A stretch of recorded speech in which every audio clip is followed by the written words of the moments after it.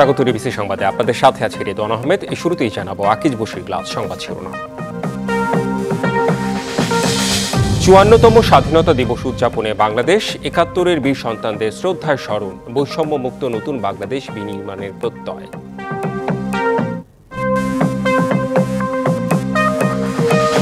একাত্তরকে ছোট করতেই বলা হচ্ছে দ্বিতীয় স্বাধীনতা, অভিযোগ বিএনপির। ২৪কে মুখোমুখি করার উদ্দেশ্য অসৎ, দাবি এনসিপি।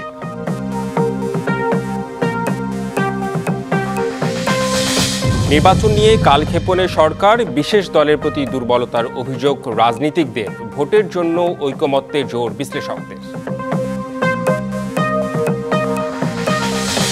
৪ দিনের রাষ্ট্রীয় সফরে চীনে প্রধান উপদেষ্টা, অর্থনৈতিক সহযোগিতা বৃদ্ধি ও ঢাকা বেজিং সম্পর্ক নতুন উচ্চতায় নিয়ে যাওয়াই লক্ষ্য। এবং ভালোবাসায় সিক্ত বাঙালি সাংস্কৃতিক আন্দোলনের পুরোধা ব্যক্তিত্ব সঞ্জিদা খাতুন।